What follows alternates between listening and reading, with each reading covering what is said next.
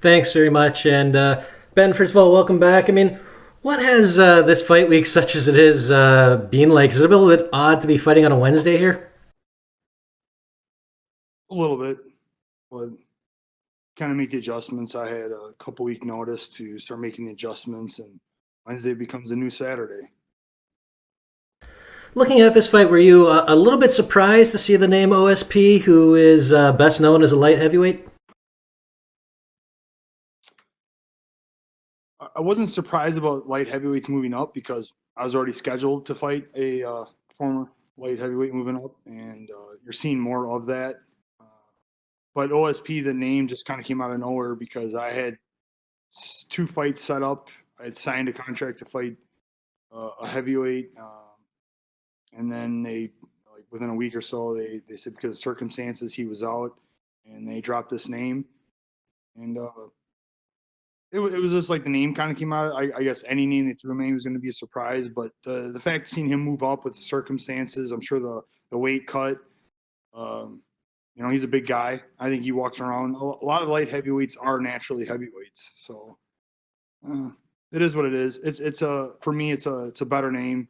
Um, my first opponent, we were like on the undercard, and now OSP comes in on co-main event, so it's good things to it too. And you mentioned the circumstances, obviously, a lot going on in the world. I know in your case you had to, at least temporarily, close your gym. What's the toll been like on you personally? And then in terms of a fight camp, I mean, how has that gone? Have you been able to get done what you wanted to get done? The gym, it's been hard. All of our members have been like, oh, we can't wait to open again, and it's been tough in Wisconsin. Uh, it's going all around the country. Everybody's dealing with it. For me personally, the fact I own a gym, I think gives me an advantage. I know some fighters have said that they can't train for a fight because their coach won't open a gym.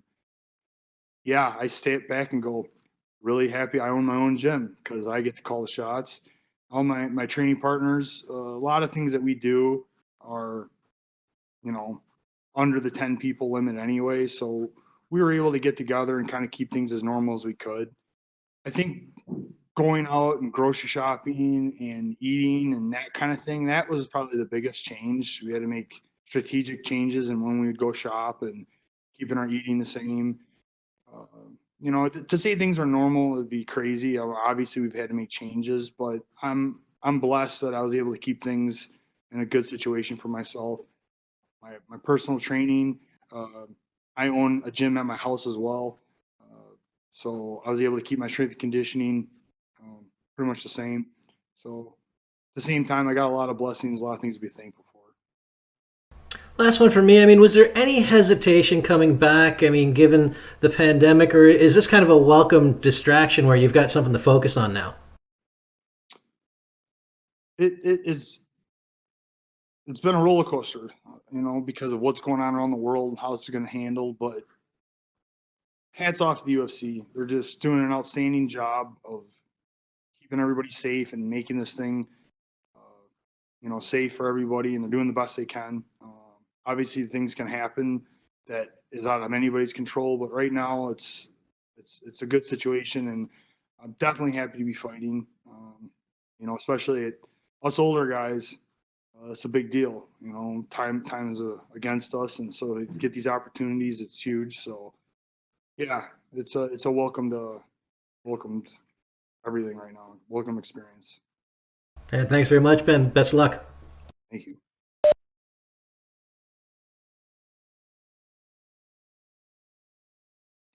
And we'll have the next question from Damon Martin. Go ahead, Damon. Hey Ben, obviously throughout your career you've had a lot of different wins, a lot of different ways, but obviously you've kind of made famous with your submission to go choke. I'm curious, going into a fight against OSP, what do you think of his Von Flu choke, or as we now call it, the Von Preux choke? Well, it's effective. If he locks it up, it's like a lot of submissions. If they're locked up, they're going to be in trouble. Uh, but I like to believe that there's a way out of everything, and um, it'll be a welcome challenge. We'll see. He's got to do a lot of work to get to there.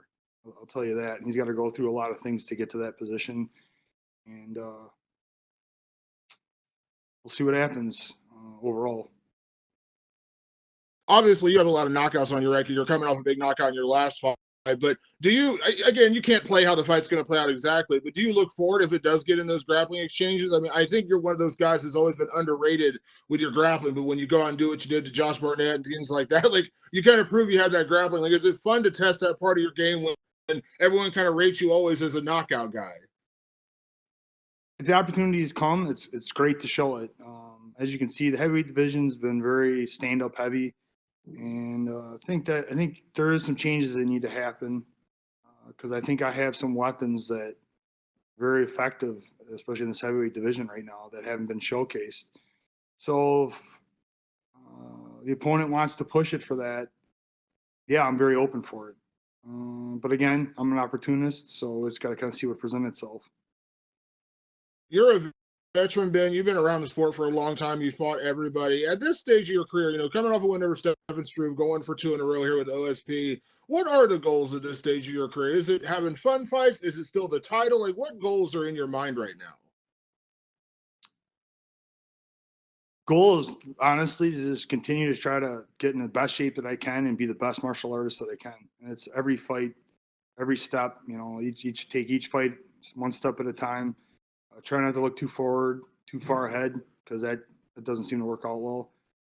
It's about focusing on the here and now, and with my body, lots of room for improvement, and that's what I'm really working on right now. I had some time off, obviously, and that you can see can affect fighters. It affected me, but I think you can see from my first fight back in the beginning of March last year to now, I think you can see a steady progression. I keep getting better. I keep making improvements, and that's what keeps me excited and keeps me in this.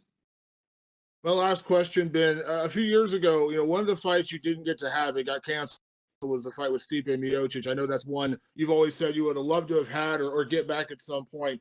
And I know you're not necessarily knocking on the door of title contention right now. Obviously, you've been there before. But what do you make of the state of the heavyweight division right now, where we have the champion is out, and there's a lot of discussion about what's going to happen with him. You got Daniel Cormier, now you have Francis Ngannou over the weekend getting a big win. I just want to get your kind of the lay of the land, because it is kind of a weird time for the division.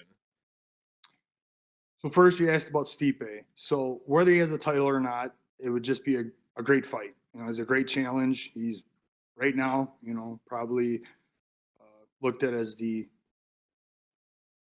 gonna head into the Hall of Fame, one of the best heavyweights of all time. So it's a great challenge, and he brings a lot of different things. I think I would get to show a lot of different skills in that fight as well.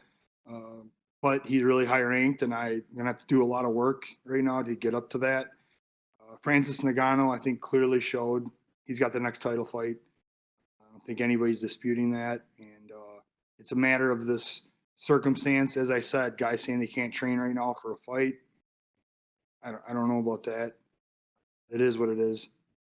As you can see, it sounds like Dana White is not having it, or he's going to push the division forward one way or another. And you got Daniel Cormier in here for one last fight. Great fighter, and it's going to be a great fight. But what does that do to the division if he wins? Then it's just back to giving it to another title fight of some sort. I don't know. It's kind of a mess with that. So Daniel's got one more fight. He does the fight and moves on. It's basically got Stipe and Francis at the top, and I see a lot of guys on their way up though. So I think things can get exciting once we kind of get past this situation with the three of those. I think the division will start moving. Awesome. Thanks, Ben. And up next, we'll have some questions from Matt Tucker. Matt, we have time for a couple quick questions.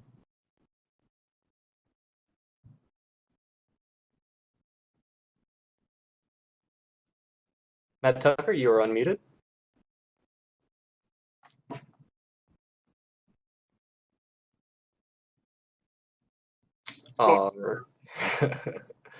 We're going to move on to Jordan Wahlberger from The Horn. Ben, thanks so much for the time today. How did the change of opponents affect the training camp? What do you think that OSP brings that maybe John Vellante didn't?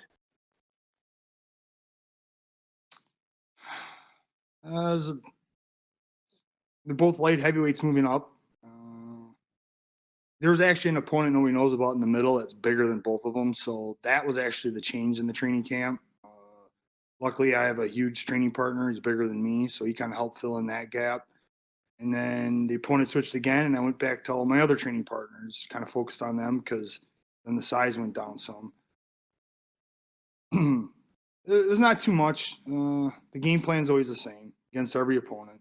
Obviously, I have to work defenses. Different guys bring different things. OSP, I think, brings a little more. He wants to bring it down to the ground and has jiu-jitsu on the ground. Well, I think Vellante would have been happy keeping it on the feet, and his takedowns would have been simply to get a rest or to get me tired. So there's a little bit of difference, but not too much. It's kind of always the same thing. Thank you. You mentioned that that the good part about owning a gym and you've been able to find training partners, but what have been the challenges, right, of this training camp? Obviously, the fight getting moved back a few weeks and everything else.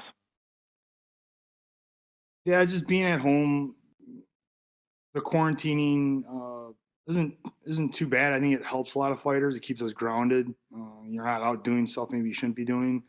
And during a training camp, I've been a lot better about that as I've gotten older. But it's just kind of the, all going on. You don't want to get sick. I got this fight in X amount of days or X amount of weeks. So I started quarantining literally when Trump banned all European travel. I started my quarantine then because I thought I was going to fight April 18th.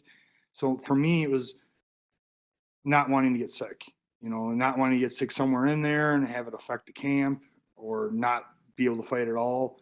And that's been the biggest thing is just trying to be really safe, watch everything you're doing on top of all the stuff that we have to deal with in training camp, not getting injured and doing all the stuff you need to do. Now we have this one extra thing of, wow, there's this ultra contagious virus out there that can get you sick. So that's avoiding that's been the main challenge. All right. Hey, I appreciate the time and good luck on Wednesday. Perfect. Thank you, Ben. That's all we had for you. That's it. That's it. Thank you, sir.